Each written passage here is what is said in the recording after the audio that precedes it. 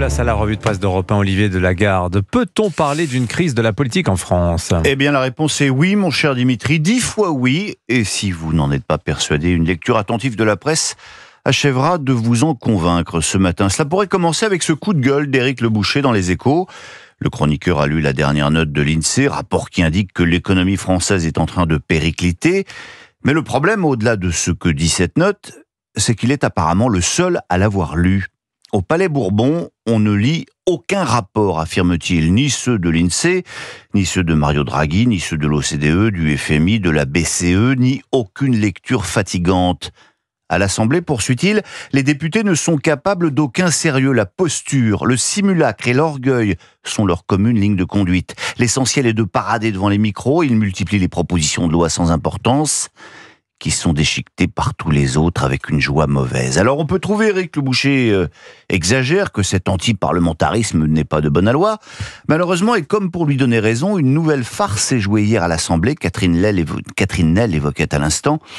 L'affaire nous est également narrée dans Le Parisien aujourd'hui en France. Vous avez aimé la suppression des ZFE ? Vous allez adorer le moratoire sur les nouveaux projets d'énergie renouvelable. Parce que dans cette nouvelle déconvenue de la Macronie, c'est presque moins le fond que la forme qui est important. Les élus des Républicains ont fait voter contre le gouvernement un amendement avec l'appui du RN pour instaurer une pause dans l'éolien et le photovoltaïque, raconte Marcelo Westfred. Amendement adopté à la surprise générale par 65 voix contre 62. Alors, je vous laisse faire le calcul. Oui, c'est bien ça. 127 voix en tout et pour tout. Je vous rappelle que l'Assemblée nationale compte 577 députés. Sandrine Rousseau a pu pousser des cris d'orfraie. Il n'y avait que 4 élus écologistes présents. La gauche et le centre avaient probablement piscine. C'est dévastateur, a commenté le ministre de l'Industrie, Marc Ferracci, au journal. On aurait envie de lui conseiller de s'adresser plutôt aux députés de son parti. Renaissance, c'est son nom, qui devrait peut-être se rebaptiser aux abonnés absents. Vous nous parliez, Olivier Delagarde, des ZFE retoqués il y a quelques jours, là aussi contre l'avis du gouvernement. Oui, mais pas contre l'avis des Français, c'est ce qui ressort de ce sondage Odoxa Backbone Consulting pour Le Figaro. Catherine Ney nous en parlait aussi, décidément, on est particulièrement raccord ce matin, ma chère Catherine. 64% des personnes interrogées se disent satisfaits par cette suppression.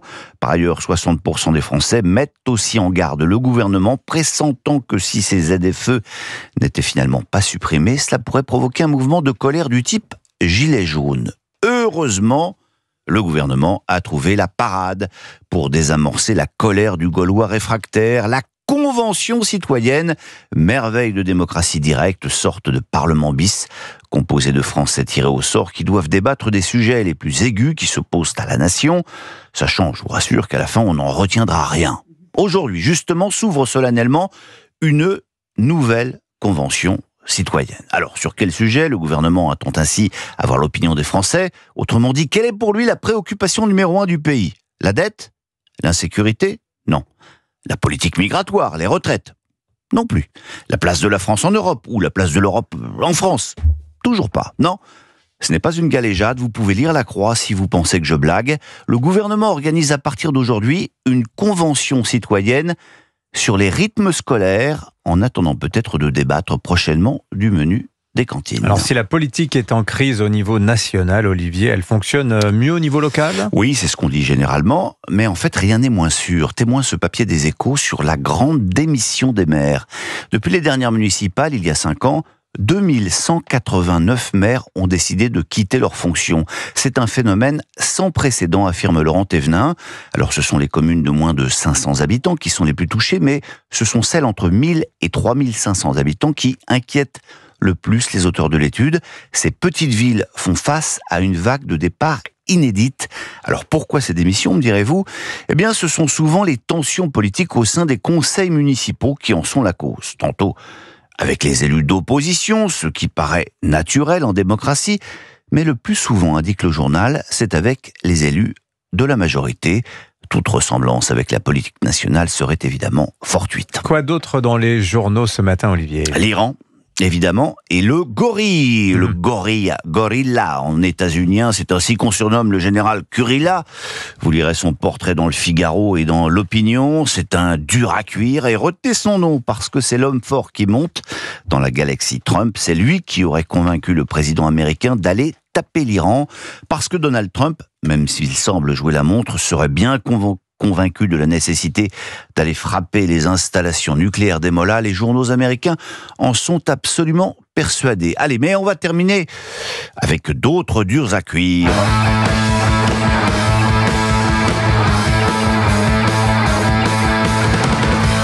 Il y a 48 heures, je vous passais du Mozart, mais ça c'est pas de l'autrichien du 17e, c'est de l'anglais du 20e. Les Sex Pistols, groupe punk mythique, et si je vous en parle, c'est qu'ils se reforment pour une série de concerts et qu'ils vont se produire en France. Si, et dans quel journal punk on vous en parle ? Dans les Échos. Alors, ces Sex Pistols ont changé de barillet, le chanteur historique Johnny Rotten a été viré par les 3 autres, car c'est un supporter de Trump, explique Christian Hodlin, comme quoi le punk mène à tout.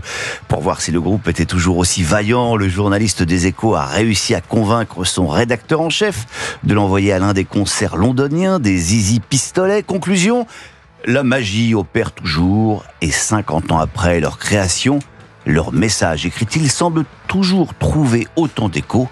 Oui, comme on dit en ce moment à l'Assemblée nationale, nos futurs.